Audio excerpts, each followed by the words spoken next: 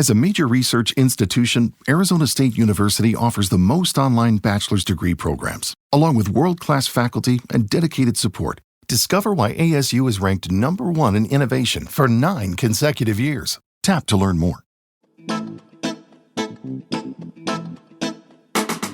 Hello and welcome to History for Weirdos. We're your hosts, Andrew and Stephanie, and each week we're going to take you on a journey into the strange, obscure, and relentlessly entertaining corners of human history. Now listen up, friends, because it's about to get weird.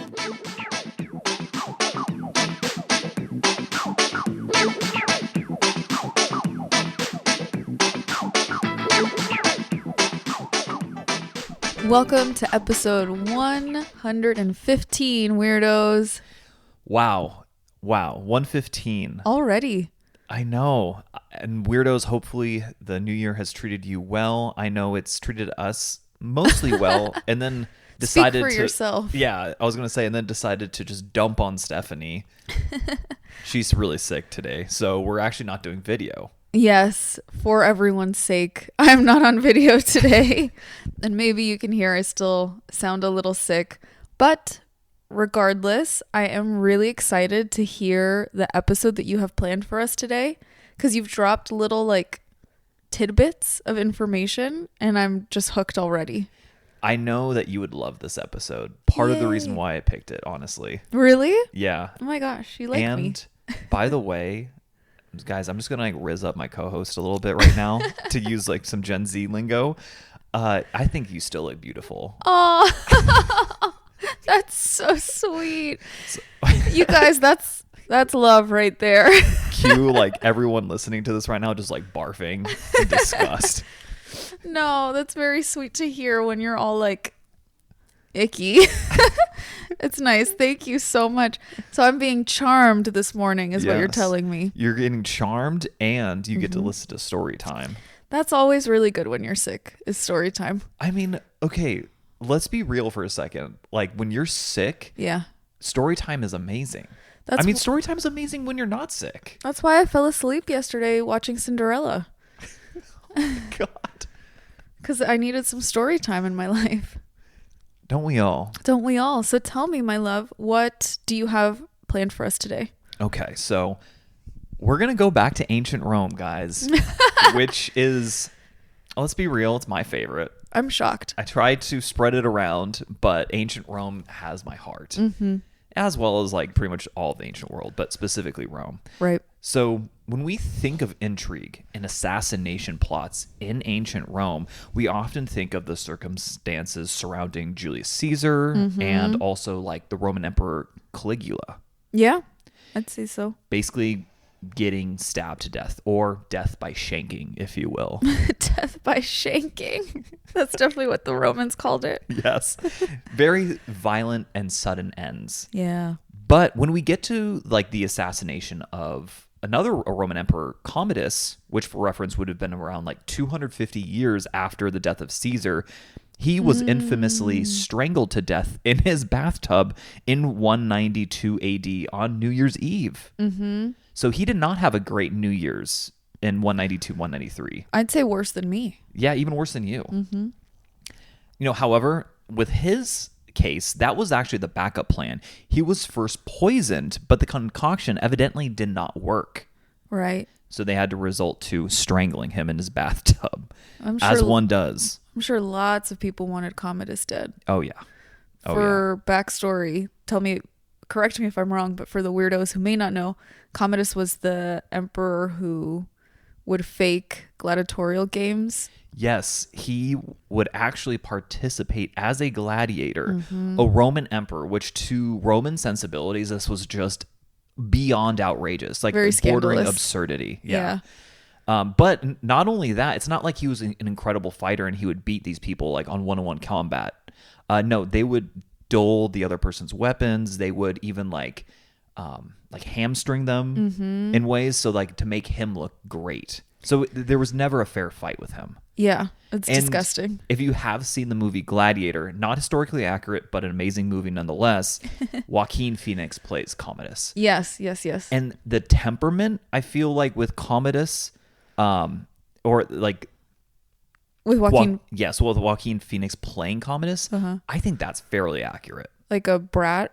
Like just a brat. Yeah. Yeah, just a self-centered, spoiled brat. Yeah, that's why I think a lot of people probably wanted him dead. So Yes. no wonder there's like poisoning attempts, and it sounds like there were plots, and then they're like, F it, we're just gonna strangle him in the bathtub. Pretty much. We Yeah. gotta get rid of this dude.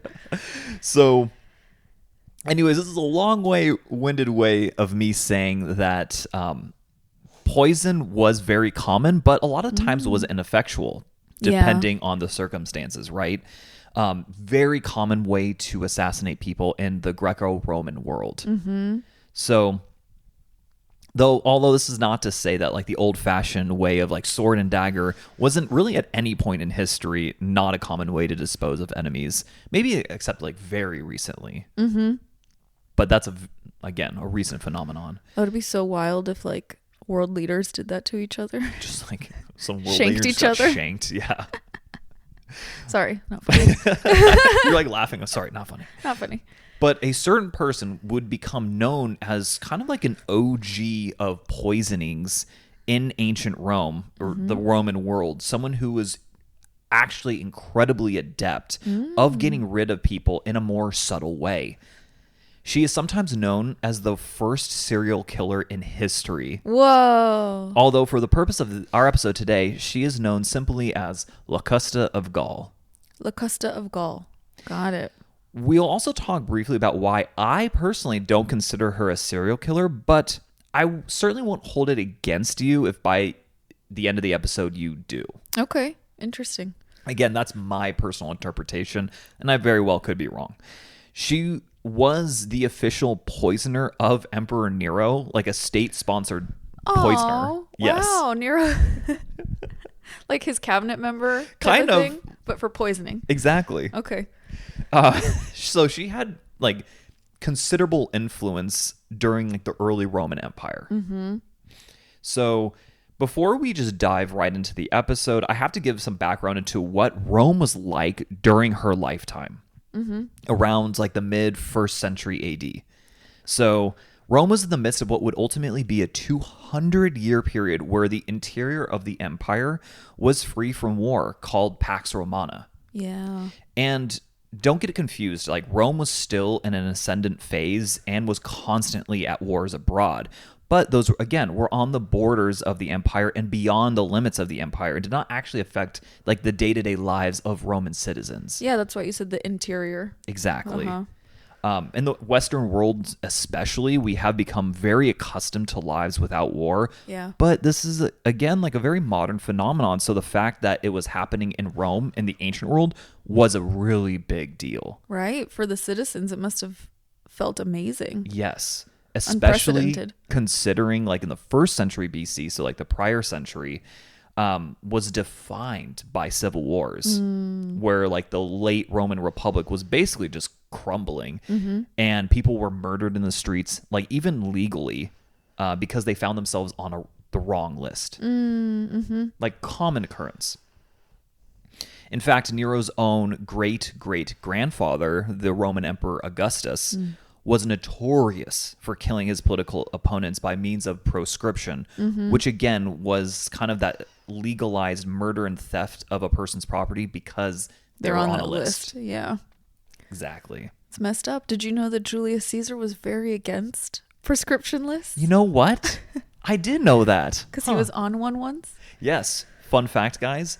When Julius Caesar was about 18 years old, he was on a proscription list by a dictator of by the name of Sulla, like around the 70s BC. And he famously stood up to Sulla as an 18-year-old boy to a dictator who had unprecedented power in Roman history, and was just like, no, I'm not going to divorce my wife because you don't like her.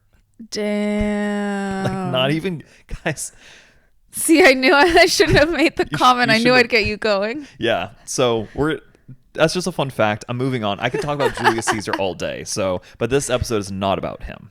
So Augustus, though, his adopted son after his death, would end up winning the proverbial Game of Thrones at the end of the Roman Republic, and history would remember him as the first emperor of Rome. Right.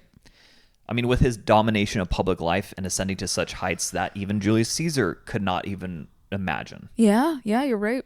One of the consequences of the centralization of power was the aforementioned peace, the Pax Romana, because you didn't have like essentially rich people in society just fighting each other. Just because.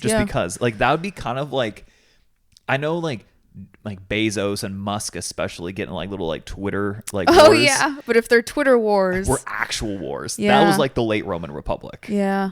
Which is absolutely wild.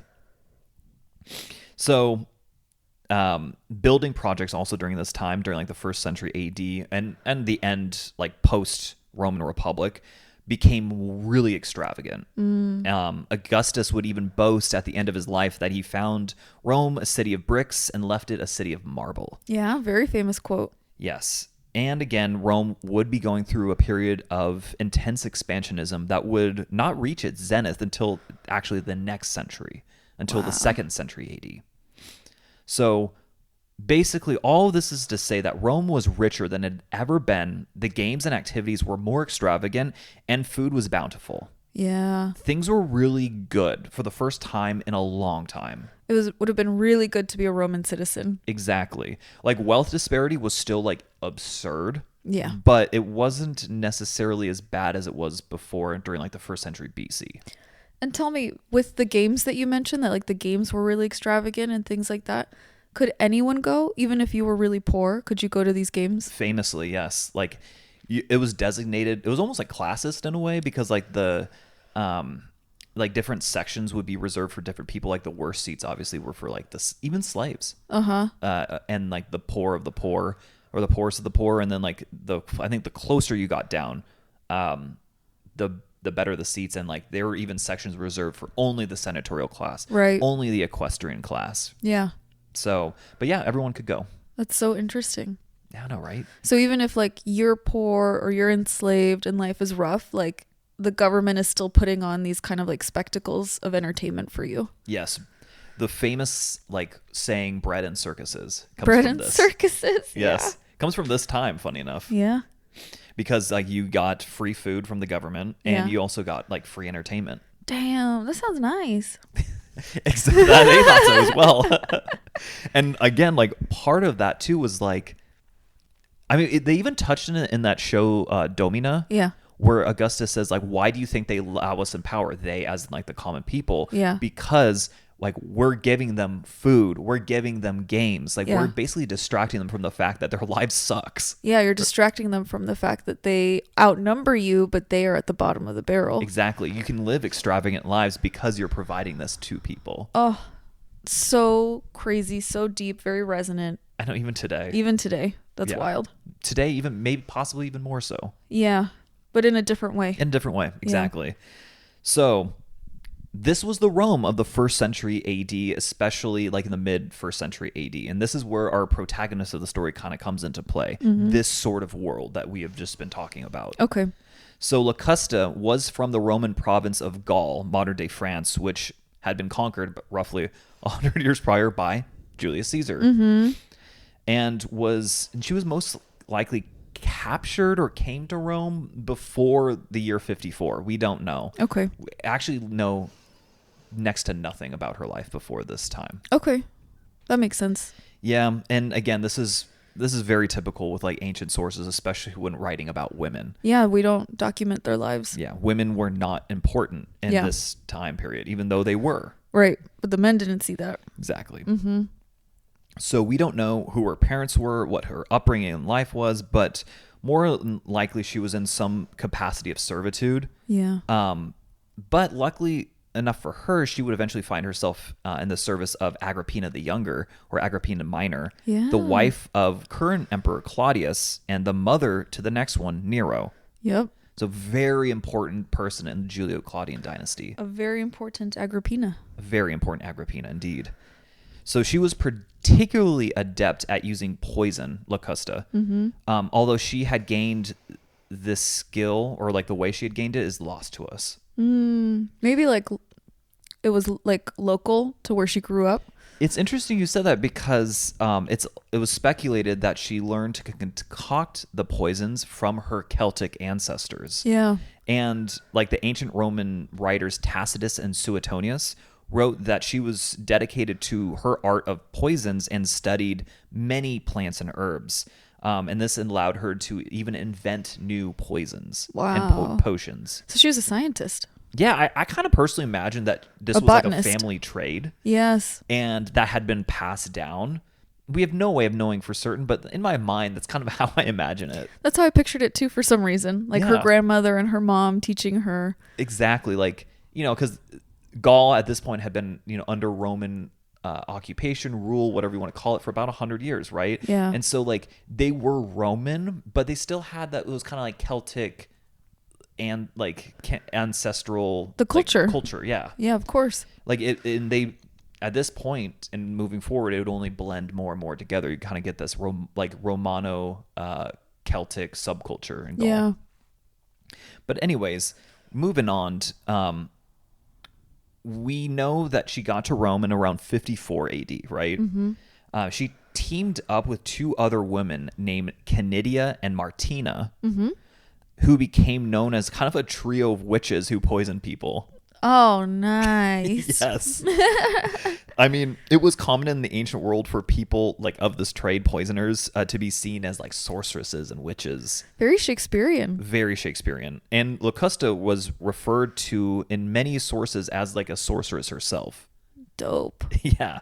I like it. It's very punk rock. Well, I think it makes sense, right? I said she's like a scientist. She's like a botanist, essentially. But they don't have formal sciences yet. So it's just magic to them. Kind of, Like magic yeah. and science are kind of the same thing. Yeah, exactly. That's a really good way of putting it. I mean, it's interesting because nothing is known about the other two women, like literally nothing, just that they were acquaintances with our girl, Locusta. Yeah. So anyways, since there was quite a bit of greed and hatred in Rome, especially during this time, like a lot of those old like Republican values, and Republican as in like the Republic, The Roman Republic. the Roman yeah. Republic were kind of gone. Yeah. And so just greed was like kind of like the central tenant, I guess. The rich wanted to get richer. Exactly. Yeah. I mean, I can't imagine a world like that. can't imagine that, especially not today. Especially not today. Well, this positioned her really well because, people wanted to get rid of their political enemies, their business enemies. And so they're like, and she's like, hey, I have a way to do it without you even like getting near the person. What a great marketing strategy. She made a lot of money really quickly. I noticed you have this problem. I have a solution. Yes. And no one would know. We don't know how many murders she was responsible for, but it's an uncounted amount of murders that she's either Wow. directly or indirectly responsible for. That's insane. I mean, I imagine that it would be hard to have proof of her involvement. Yeah. But again, not again, I haven't mentioned this yet. It didn't really matter in ancient Rome if you were guilty or not, a lot of the times. Right. That was inconsequential. Because she did end up in prison a few times, or at least twice. Yeah. But she was released both times due to her aristocratic connections. Yeah. In Rome, it mattered more who you know. Exactly. Yeah, rule of law was kind of nice. It was nice if justice was done, but it wasn't necessarily Expected. exactly. Yeah. That's exactly. I couldn't have said it better myself. Uh-huh. So what was her method of poisoning, right? There's a few that are attested to. So the main one being Atropa belladonna, or deadly nightshade. We've talked about that before in previous episodes. And we have, yes. I can't remember which one, but And two, I think, well, referenced in two instances. One, and actually an old Italian poisoner who made that poisonous soap. Julia Tofana. Yep, exactly. I didn't think you'd remember. Interesting. Or the water that she'd make had belladonna in it. And then I don't know if it was in that same episode, or I think maybe when we were talking about tuberculosis, women would put belladonna in their eyes to make their pupils like giant. That's insane. It's so stupid. Wow, thank you. Yes. I remember those now. This plant has come up in multiple episodes. I know. And it is interesting too, like the parallels between Locusta and Julia Tofana. But anyways, I don't want to go down that rabbit hole because we could stay here all day. Yeah. But the deadly nightshade is the one that's attested to the most. We do know that she used other plants and poisons like arsenic, henbane, mandrake, aconite, colchium, hellebore, and yew extract. Damn. She really knew her stuff. That's a long roster of poisons. Yes. Oh, as well as Amanita phalloides, or aka death cap mushrooms. Death Cap Mushrooms? That's a great band name. That is a great band name. Okay. Weirdos. One of you weirdos has to start a band named Death Cap Mushrooms. Please, please, please, and let us have backstage passes. Please. Well, anyways, back to our narrative. We're in 54 AD, and Locusta has found herself in jail once again. But now, Agrippina the Younger, again, sometimes known as Agrippina Minor, contacted Locusta, and she got her to work on something really big. Exciting. Agrippina wanted Locusta to make a poison to kill her husband, Claudius, the Roman Emperor Claudius. Oh, shit. That's big. That's really big. There's yeah. like no one more scary to try to kill. Yes. Oh my gosh. It's a big deal. So there's a few reasons as to why. The main one being that this would elevate Agrippina's son, Nero, to the purple, or to being the emperor. Great idea. And this is the infamous Nero that we know of. Not a great idea in hindsight. She was a visionary. Yes. The reason being is that Nero was not the biological son of Claudius. Damn. He was a stepson, and Claudius did have a living biological son at this time who was younger. So she probably felt like her time was getting, was shortening. Yeah, to have her son ascend to power. Exactly. Yeah, because as soon as the age gap starts to close, they're obviously going to go for the biological son. Right. Yeah. And Claudius, his biological son is named Britannicus. Just FYI. That's a cool name. Britannicus. It's kind of ridiculous because they would give those kind of cognomens out to someone who you conquered a new area, right? So the most famous one is Scipio Africanus. Yeah. Because he he conquered North Africa. Really, it was just Carthage. Yeah. But this was a 13-year-old boy. Yeah. He hadn't conquered anything yet. Isn't it the same with Germanicus? No, Germanicus did indeed. He earned it? He did earn it because Oh, okay. he led punitive campaigns against the Germans, and he did conquer new areas, but immediately withdrew. It was just a punitive campaign. Oh, okay. Yeah. Again, that's a really good example, but I could go down that rabbit hole like crazy as well. So she's like, help me kill my husband. Help me kill my husband. Do you think Claudius also sucked as a husband? Probably. Yeah. Because this wasn't even the first wife to try to kill him. He had another wife that tried to kill him. That's so embarrassing. So, also, Claudius was kind of seen as a bumbling fool. Oh, yeah. Which yeah. is kind of unfair because he was actually, of all the Julio-Claudians besides Augustus, he was the best. Yeah. Look at who you're also running up against. Tiberius, who was insane. Ew. Caligula, who was even more insane. Boo. And then Nero, who was also insane. Yeah. So. Well, why did his first wife try to kill him? Do you know? I think she was having an affair. Damn. And she wanted to install that guy as the emperor. But I kind of feel bad for Claudius now. I do feel a little bit he also oversaw the conquest of Britain. Yeah. Which so then he named his son Britannicus. Yes. Yeah. So it was a hereditary title, which isn't supposed to be. Yeah, it's not but supposed again, to be a thing. a lot of this being a Roman emperor thing is still kind of new. And yeah. So you could get away with whatever. That's so interesting. Have you read the book I, Claudius? No, I haven't, but I'm really interested in reading it. I am too, because it shows, I think, from his perspective, because he was a little bit older. Yes. He knew Augustus. Yeah, right? it's like a fictionalized first-person telling exactly of his story. Yeah. And I know Livia Drusilla is kind of seen as a Locusta character, right? A poisoner. Yeah. Someone who uses subterfuge. Not that I support that at all. Oh my God, we could just talk about ancient Rome all day. Okay. Now, going back to the story, though, Locusta and Agrippina, we understand her motive, why she wants to kill her husband, Claudius. Yeah. But how are they going to do it, right? Depending on the source, it could have gone down actually a couple different ways. And we'll see. This is a theme throughout this episode. Okay. So either she brewed some of that deadly nightshade that we're talked about, which Claudius drank and then died, or she fed him poisoned mushrooms, possibly those death cap mushrooms. Damn. Which made him sick, but did not actually kill him.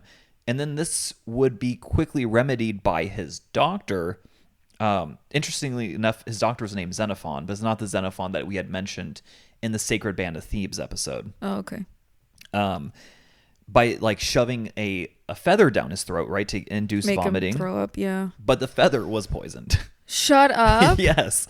Whether the doctor knew that or not also differs on the source as well. Interesting. So regardless of it all, Claudius was dead in 54 AD, and Nero would ascend as the new emperor.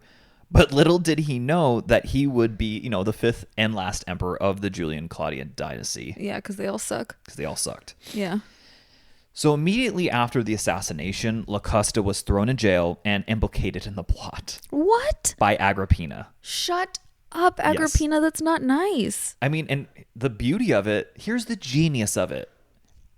No one was going to believe that Agrippina orchestrated this. No, of course not. Like, who are you going to believe? Some, like, random Gaulish girl? Yeah. Or, like, the heir to, like, the wife of one emperor, the mother of another. Exactly. Like, who has more power? And who has, like, a family lineage going back to, like, Augustus and Livia, Yeah, like, even if someone did believe, like, yeah, I bet Agrippina did hire her, you're not going to say that. Exactly. Because it didn't matter if you were actually guilty or not in ancient Rome. Yeah. The optics matter. The optics are what matters, yes. However, though, Locusta was saved by Nero, who saw that she could probably be pretty useful in disposing of his enemies. That's true, I guess. Yeah. Yes. I'm not a big Nero fan, so I'm like, damn, I guess he's right. Classicists, sometimes analyze this as her complicity in the plot to have killed Claudius. So almost like using this as kind of like proof, like, hey, this is your reward. Like, I'm breaking you out of jail. I see. Yeah, I would think so. Yeah, so she was pardoned, basically. For sure. And either way, Nero commissioned her to kill his stepbrother Britannicus. Oh. Pretty much immediately. No. Yeah, he's only 13 years old at this time. I had a feeling that would happen. He was young. She was a state-sponsored poisoner now, and Locusta was going to concoct a poison to kill Britannicus as swiftly as possible, but to make it seem natural. Uh-huh. Locusta most likely opted for like some sort of arsenic poison in this endeavor, but it was not effective, and Britannicus ended up living. He's young? Yeah. Yes, he's young. This enraged Nero so much that he personally flogged Locusta. Wow. He's such a great guy. I mean, yeah, he's a peach. Oh my God. He's like, you didn't kill my little brother. I'm going to whip you now. Oh my goodness. Yeah, so he was just really dumb. Yeah.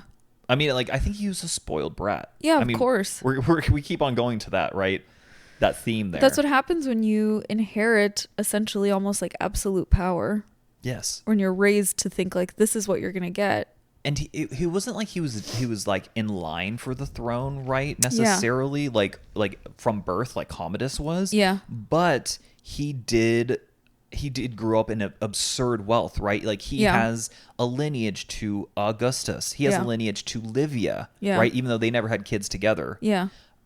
So he was like he grew up in proximity kind of like to power. Nobility, basically. He had nobility, and he had like insane wealth that like most even senators couldn't even dream of. Yeah.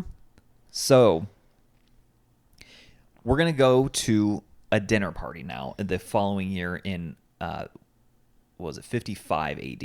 Okay, let's go. So Locusta managed to get the poisoned poor little Britannicus, which killed him quickly. And this story is actually kind of interesting because Britannicus was brought a hot wine, which was tasted by his official food taster. So everything was hunky-dory, right? Yeah.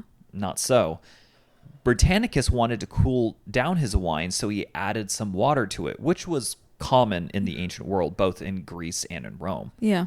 But the thing was, the water was poisoned, most likely with the belladonna. Oh. So he had fits, and as he was dying, like in front of people at a dinner party, Nero ordered everyone to leave him be, claiming that Britannicus was just having an epileptic fit, which he did suffer from.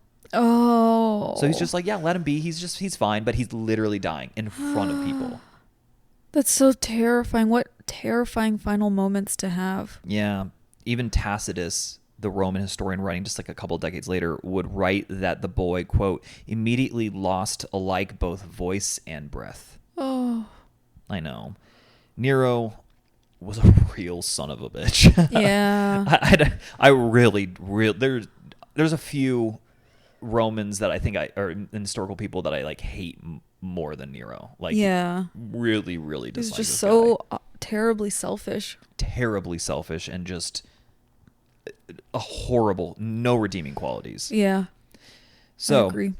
It's interesting though. I'm not going to go down this rabbit hole too much. I could be a little bit corrupted by the ancient sources, though, because they always wanted to make sure they painted him in the worst light possible. That's true. He was a bad person, don't get me wrong, but they also, tended to possibly twist. So we don't know for certain, like, how evil Nero actually was. Is Nero the one that kicked his pregnant wife? Yes.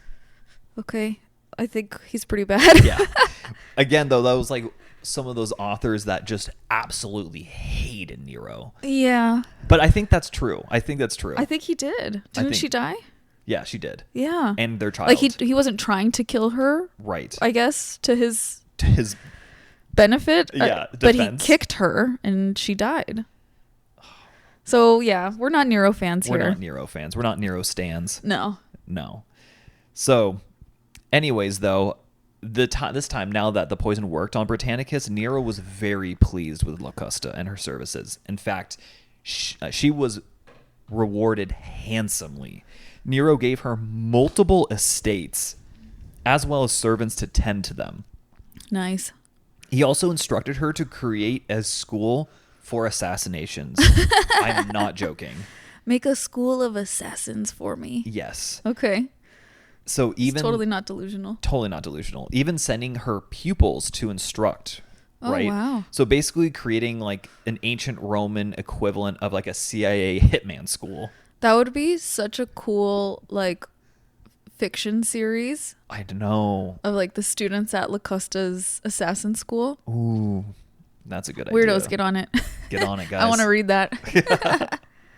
I know. I love how we're like, oh, we should do that. We're like, no, you guys do it. We Start the band, make the books, make the TV shows. Those are some really good ideas. Damn. Yeah, thank you. Guys got to get on it. So a much later source claimed that she was given slaves and prisoners to even conduct experiments on. Oh, hell no. And this is kind of where that her being the first serial killer comes from. Yeah. Because if true, then yeah, she's like the first attested to serial killer ever. Wow. Because that means awful. That would imply that she like personally was doing it over and over again just to hone her skill of killing. Right. And the best light possible, she was amoral, right? Yes. In the worst light possible, she enjoyed this. Yes. Either way, does not good. Do you think that to be a serial killer, you need to enjoy it? Is that what you're... I think it needs to bring some sort of satisfaction. Interesting. Because I don't... That's not within the definition. I know, but you always see that with serial killers. They enjoy it. They get off on it. Like in some way, right? Yeah. It could be different. Yeah. But they always... No, it creeps me out. I can't even talk about it. Of course, it's terrifying. Yeah, it's like, how do you enjoy that? That I would, if I had to kill someone, I would be traumatized for the rest of my life. Yeah, like because you have like a normal even in self-defense. I know you have a normal brain. You're a good person. Yeah, that's interesting though that you see it that way. I think you could be a serial killer and not enjoy it. Interesting. Yeah. Okay. Well, then we might disagree on her classification of a serial killer. Okay. Marriage in shambles. Okay, so now we're going to skip ahead a little bit to the downfall of Locusta. I had a feeling this was coming. So, unfortunately, in the ancient world, again, we just sometimes get a period where we don't know what happens, and people fall off the historical record. And that happens to Locusta for like 15 years. Yeah. She just falls off the historical record, right? Which probably means things are going as planned for Yes. Nero. I think so too. If something was not going according to his plan, I bet it would show up again. Right. Or if she was involved in some huge plot. Yeah. But anyways, she's finally mentioned about 15 years later. But before we get to her, let's talk about Nero again. So he was incredibly unlikable. Yeah. Incredibly unlikable. I mean, he did, like, it's not part of Locusta's journey, but he did, like, 5 years later after Claudius was murdered, he ended up murdering his own mother. Agrippina gets murdered too? Yes, by Nero. There's actually a rather absurd and somewhat mysterious kind of story around her murder, but they all, like, because all the sources differ from each other, but they all do agree that he tried to have her sink on a boat in a lake first. Oh. Yeah, like, really just weird. That's a weird way to do it. Yeah. She survived, but then was killed later. Okay. It's not important.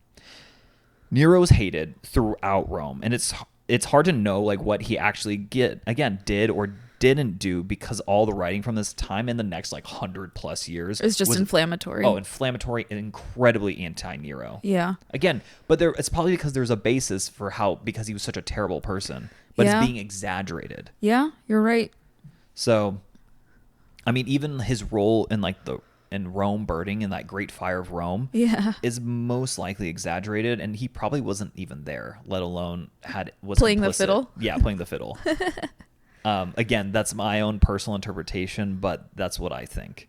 But again, this kind of goes to show that people's hatred of him in 68 AD got to such a point that the governor of a large Spanish province declared himself as the new emperor, and Nero had to flee Rome as his life was in danger. Again, there's a lot of evidence that he was hated, but amongst, interestingly, the lower classes, there seemed to be periods of mourning for him after he died. So, like, kind of leading us to believe that maybe he wasn't as hated universally as, like, the authors would want us to believe. think. Yeah. Ultimately, though, he would commit suicide, but interestingly did not use the poison that was given to him by Locusta, funny enough. Oh, so she made him a poison. Like a very fast acting, like, okay, take this if you're captured kind of thing. Like almost like the cyanide pills of like 100 years ago. Okay. And he chose not to use that method. Yeah, and instead being stabbed. Okay. Maybe he lost his poison or something. Mm-hmm.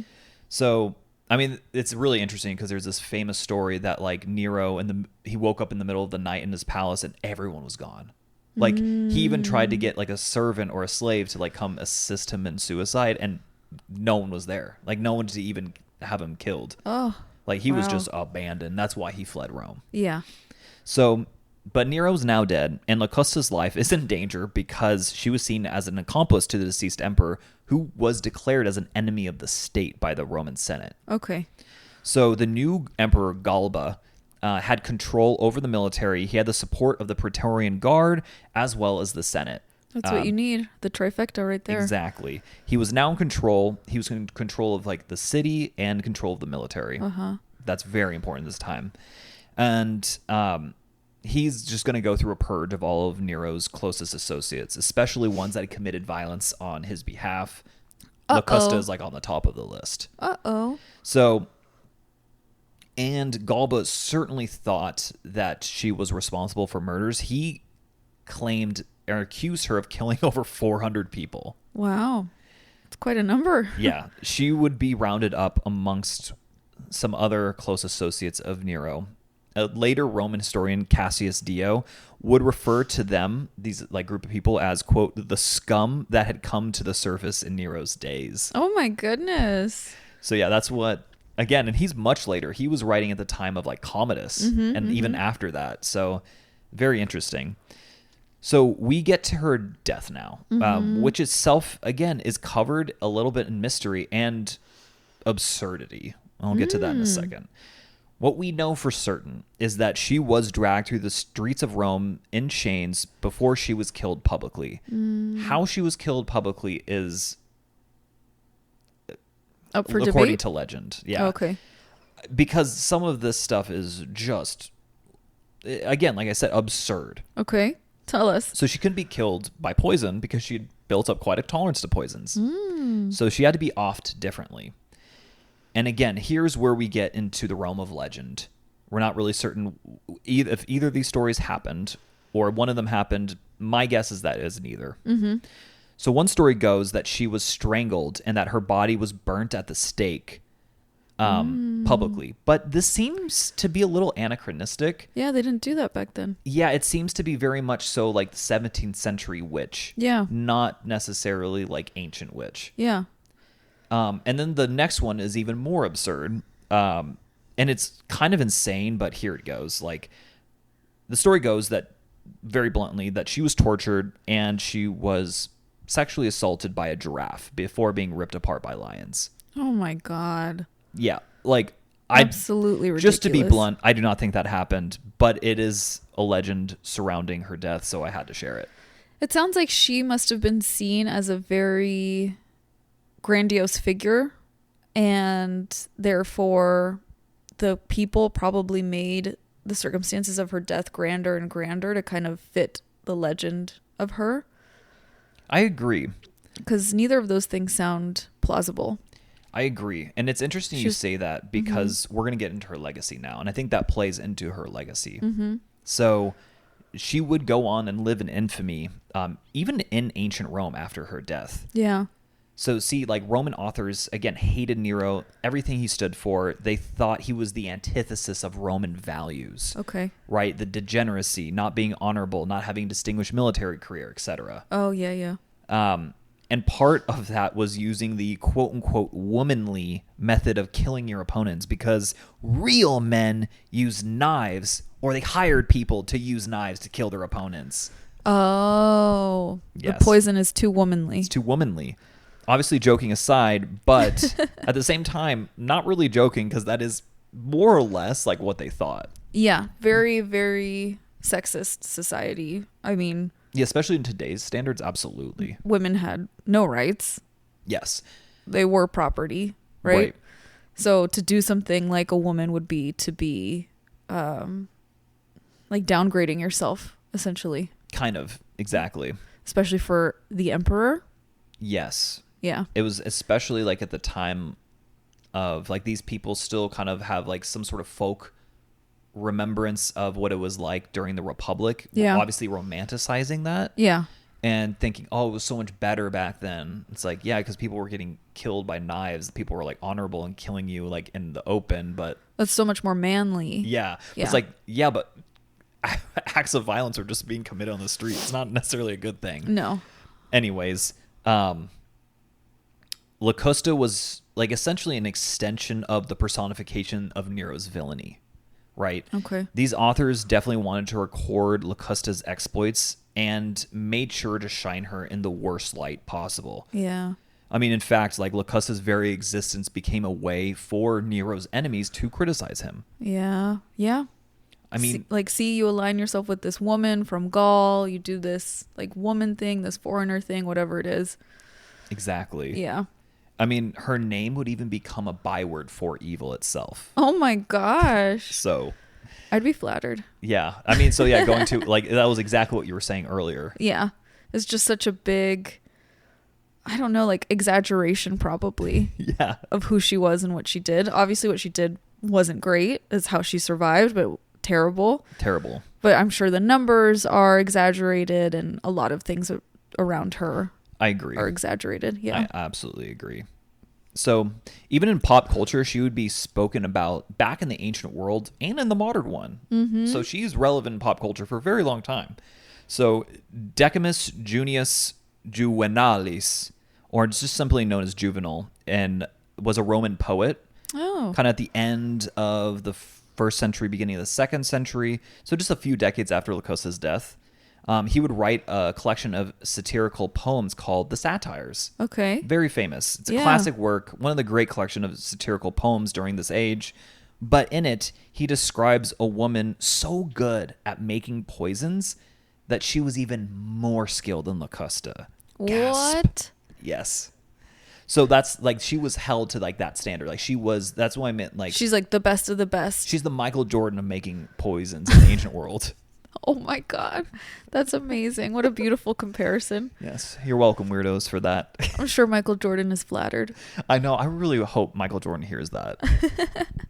Anyways, more recently, she was really popular, actually, weirdly enough, in like kind of like the silent film era. Ooh. So, like the 1900s or 1901s, 1910s. Okay. Including a 1908 film called Humanity Through the Ages and 1911's Les Filles de Locusta. I have no idea what you just said. Yeah, I was trying my best French there, and I don't speak French, so I just kind of like wing it. What's that mean?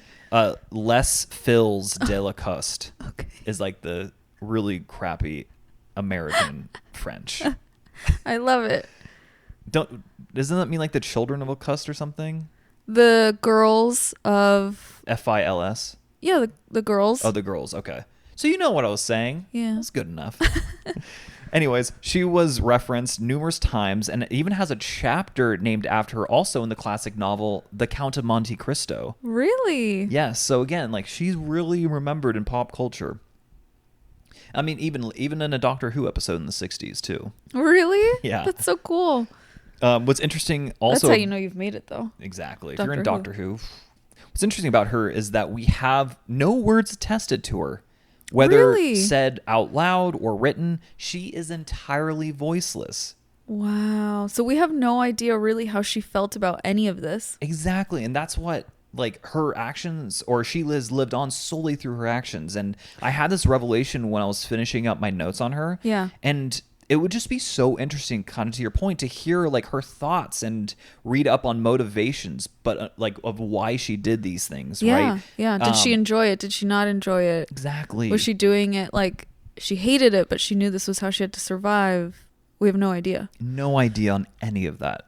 We know only, it sounds like, from what the men report about her. Yes, and to me, it just really irks me that we'll never know, because just like that side of brain in me, it's like it's the investigative side. Like I need to know, and I'll never know, and that just really, really bugs me. And obviously, the authors we have describing her are biased against her because of her association with Nero. Exactly, and I wouldn't trust them to like look into her insights. Maybe report facts. Even then, they'll embellish things. Yeah, but not necessarily like insight, because that will just be way off.